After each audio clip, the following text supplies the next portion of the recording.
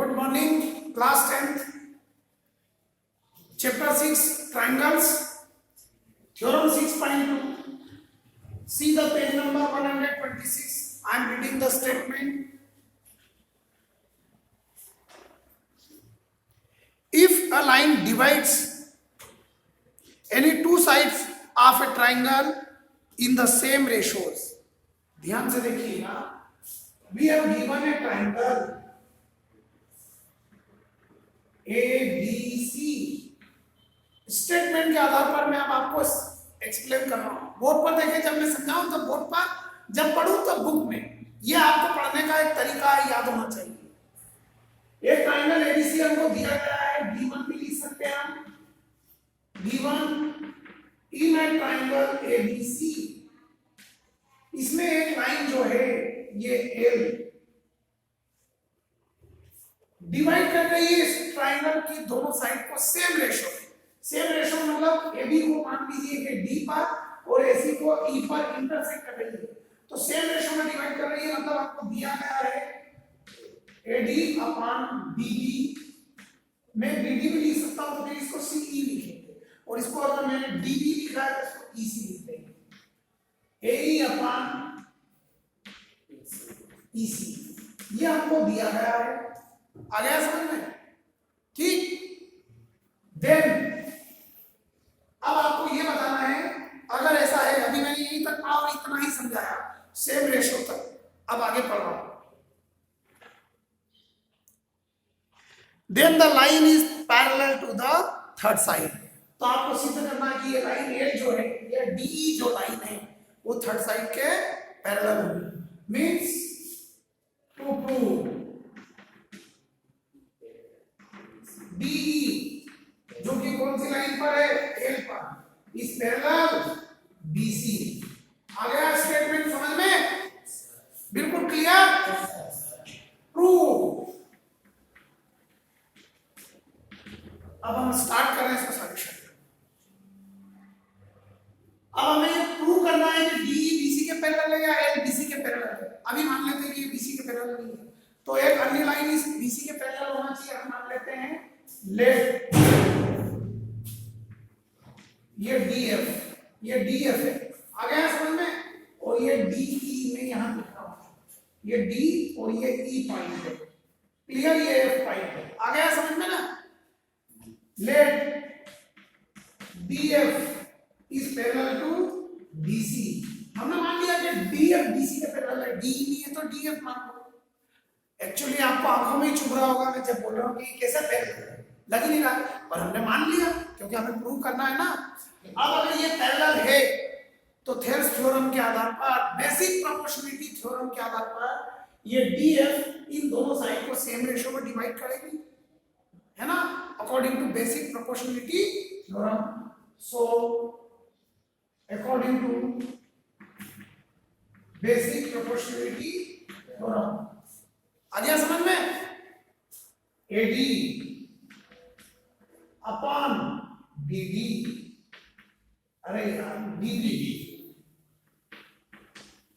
Is equal to AF upon FC बराबर, ठीक? इसे हम मान सकते हैं इक्वेशन फर्स्ट। अब आप देखिएगा AD upon DB, AD upon DB किसके इक्वल है? AE अपॉन EC है। हम इसकी जगह AE अपॉन EC लिख सकते हैं कि नहीं लिख सकते? लिख सकते हैं। See here. So therefore, इस AD अपॉन DB की जगह पर मैं लिख रहा हूं AE upon EC is equal to AF upon FC because of AD upon DB is equal to AE upon BC. We have given. Got it? इसलिए हमने लिख दिया। अब बाय कंपोनेंडो एक रूल बता रहा हूं, रेशो का हमारे इसमें से चैप्टर ही गायब कर दिया बुक में से। बहुत शानदार चैप्टर था वो, डिवाइड एंड कंपोनेंट रूल सीखने के लिए आपको है।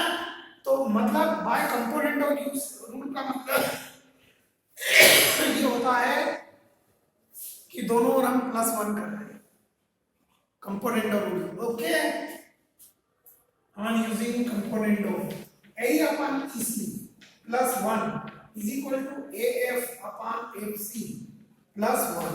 वैसे भी आपको इक्वेशन का एक रूल मालूम है कि इक्वेशन में दोनों तरफ same digit with sign plus करने पर, माइनस करने पर, डिवाइड करने पर या मल्टीप्लाई करने पर उसकी वैल्यू में, किसकी वैल्यू में, इक्वेशन की वैल्यू में कोई चेंज नहीं होता है। Do you understand? तो वी कैन डू इट। ये +1 इधर जाएगा, -1 फिर 0 हो जाएगा, वैसे के वैसे ही बच जाएगा। Now I am taking the LCM, तो यहाँ पर एलसीएम क्या आएगा, EC। अब एलसीएम वाला प्लस कर रहे हैं, EC बन जा EC 1 multiply bye AE plus denominator 1 माना, 1 से EC को डिवाइड किया तो EC और EC multiply by 1 is EC। यहाँ तक समझ में आया सबको? Very good. Is equal to FC बन जा 1 multiply by AF is plus इसका denominator 1 divide by FC divide by FC को 1 से डिवाइड किया, then question will be FC and FC multiplied by what is FC, not Pepsi है FC। now AE plus EC, see the diagram, AE plus EC is equal to AC, banana AC, yes, then AC upon EC is equal to AF plus FC, AF plus FC is equal to AC upon FC। अब now ये AC multiply में इधर लाएंगे तो divide में होगा, तो AC upon AC तो कार्ड कैंसिल कर सकते हैं, AC बन जाए AC, AC बन जाए AC, काट दिया ना हमने। ऐसे भी कैंसिल करना आना चाहिए आपको। कोई डाउट है किसी को? Okay, now cross multiplication, FC multiply by 1 FC is equal to EC multiplied by 1। See the diagram, AFC is equal to EC, FC is equal to EC। क्या दोनों is equal to हो सकते हैं? I am asking to you. No, it is not possible. It is not possible। ये हो ही नहीं सकता, FC ज्यादा है तो EC कम है। FC is greater than EC, तो is equal to कैसे हो सकता है? It is not possible। It's not possible means क्या होगा? F will be coincident on E। Coincident means coincidence means उसी के ऊपर है, संपत्ति है।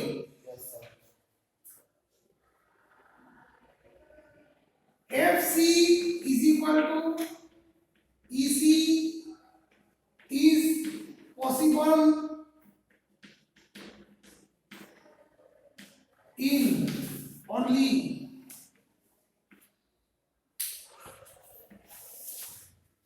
condition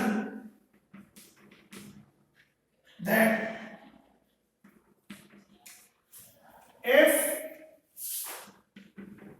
will coincident at E। So therefore जब F E पर आ जाएगा means BE parallel BC, DE ही वो लाइन है जो BC के पैरेलल है। So that's why DE means L will be parallel BC, hence proved,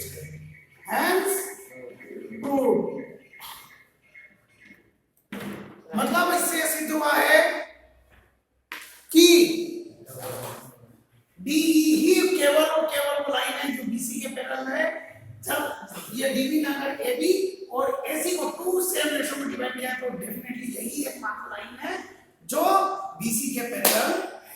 it's very very important theorem. You understand, student, everyone? Yes, sir. Any doubt? No, sir. चलिए next इसका सम मैं बता रहा हूं आपको, क्योंकि सारे सम इसी पर डिपेंड है। How many minutes? चलिए अब आपको मैं इसका सम बता रहा हूं, ये नोट कर लेंगे आप स्क्रीनशॉट लेकर। 2 पार्ट में बहुत ही इंपॉर्टेंट थ्योरम है 6.1 और 6.2। और अब हम इसके क्वेश्चंस कर रहे हैं जो कि इन दोनों थ्योरम्स के बेसिस पर है। And then after this video 6.2 will be over exercise. बहुत इंपॉर्टेंट है, अभी घर जाके सॉल्व करेंगे आप एंड टू एंड, तभी आपको दिमाग में रहेगा, याद रहेगा। और बहुत बेस्ट तरीके से मुझे ऐसा लगता है कि मैंने आपको समझाया है, आपको समझ में आया है। आपकी फेस रीडिंग देख के मुझे लग रहा है कि हाँ you got it each and everything, understand ना? कोई डाउट तो नहीं था किसी को? That is the geometric sums. इस तरीके से इनको समझना है। Now we are starting exercise 6.2. Question number first. Exercise 6.2, page number 128. Question number first. Please see the book. Everyone. देखिए क्वेश्चन नंबर फर्स्ट में हमको दिया है, बहुत ही बेहतरीन और बहुत इजी क्वेश्चन है। In figure 6.17 first and second DE parallel BC, we have given 2 diagrams. I am drawing only one diagram. C ABC is the triangle and this is DE. This side is 1.5. This side is 1 centimeter. All the measurement in centimeter.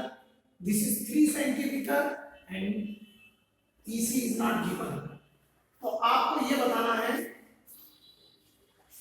In figure, और आपको given में है, given DE parallel BC, DE parallel BC and find EC in first. Find EC. और second वाले में हमको find करना है AD। तो कोई बात नहीं, वो आप कर लेंगे। देखिए बहुत सरल, अभी अपने जो थ्योरम सॉल्व की है वो फार्मूला बन के कैसे यूज होती है अभी हमको देखना है। आपको गिवन है इस triangle, given in triangle ABC, in triangle ABC diagram जरूर बनाना, बगैर डायग्राम के क्वेश्चन नहीं होगा, तो बुक में दिया हुआ है। On using basic proportionality theorem, जिसे हम थेल्स थ्योरम भी बोलते हैं, समझ में आ गया? अब DE पैरेलल है BC के, तो ये DE AB और AC को 2 सेम रेशो में डिवाइड करेगी, लिख दीजिए। और रेशो उस हिसाब से लिखेंगे जो मेजरमेंट है, इधर दोनों साइड के मेजरमेंट है, तो फिर हमको ऐसे ही लिखना है AD upon DB is equal to AE upon EC। आ गया समझ में? अब AD की वैल्यू लिख लीजिएगा, AD is equal to 1.5 centimetre upon DB is equal to 3 centimetre is equal to AE is 1 centimetre divide by EC। Centimetre से centimetre cancel. Yes sir. Now we remove the decimal, यहाँ पर आ जाएगा 0, 15 बन जा 15 2 जा 1/2 है ना। तो अब क्रॉस मल्टीप्लिकेशन करके EC बन जा 2 बन जा 2, then 2 centimetre is equal to EC। बोलो आ गया समझ में? Yes sir. हुआ ना ये फार्मूला बनाना, ये अपना आपने फार्मूला वाला सूत्र बन गया, फार्मूला बन गया। यही थ्योरम की पहचान है कि जो थ्योरम हमने प्रूव किया है उसको फार्मूले के रूप में यूज करना है। अब आप जरूरी नहीं कि हम ऐसा ही लें, अगला जो क्वेश्चन है आपका उसमें आपको AD फाइंड करना है। क्या फाइंड करना है? AD। तो डायग्राम में देखेंगे कि किया इसी पार्ट में मेजरमेंट की, हाँ इसी में, तो सेम टू सेम क्वेश्चन है। AD upon DB is equal to AE upon EC। जो वैल्यू फाइंड करना वो ऐसे किस जाएगा, ऐसे हो जाएगा। Yes, sir. इसी तरह क्वेश्चन नंबर 2 भी है, there will be no change. समझ में आया? E and F are the points on the side PQ and PR। मतलब साइड PQ और PR पर E और F जो पॉइंट है respectively in triangle PQR। Triangle PQR में इसका डायग्राम हमको नहीं दिया गया है, we will draw it, right. देखिए मैं बना देता हूं डायग्राम क्वेश्चन नंबर 2 के लिए। In the question number 2 given in triangle PQR, triangle PQR में ये हमने ड्रॉ किया ट्रायंगल PQR। अब आपको दिया गया है E and F are the points on the side PQ and PR। यहां पर आपको दिया हुआ है E और यहां पर दिया है F। For each of the following cases state whether EF parallel QR। और आपको बताना है टू प्रूव, ये बताना है, सिद्ध करना है EF पैरेलल QR। और आपको केस दिया है फर्स्ट केस, ये बता देता हूं। फर्स्ट केस में आपको दिया है PE। अब जरा आप बोल दीजिए तो मैं लिखूंगा, एक स्टूडेंट ही बोलेगा। चलो तुम बोलो PE इज इक्वल टू, हाँ अच्छा बोलो 3.9 सेंटीमीटर। यस बेटा 3.9। 3.9 centimetre. EQ is equal to 3 centimetre. EQ Yes, sir. Is equal to 3 centimetre. EF is equal to एक मिनट मैं डायग्राम में लिख दूं, ज्यादा इजी रहेगा। PE कितना दिया है, 3.9। EQ कितना दिया है, 3। ओके। PF 3.6 सेंटीमीटर 3.6 और FR 2.4। FR 2.4। 2.4। एंड नाउ ये आप गिवन में लिख लेंगे Yes, sir.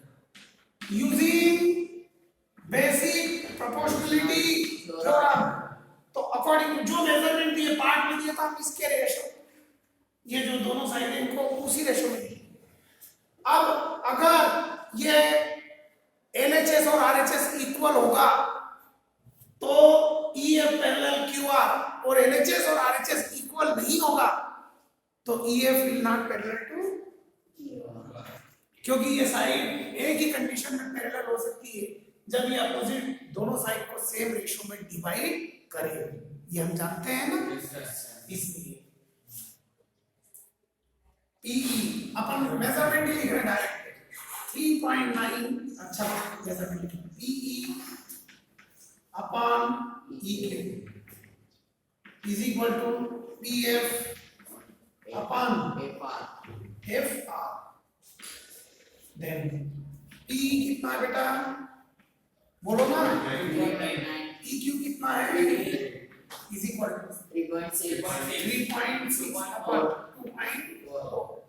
Now see here, we remove the decimal here, will be 0 and decimal से decimal after 1 digit cancel हो गया।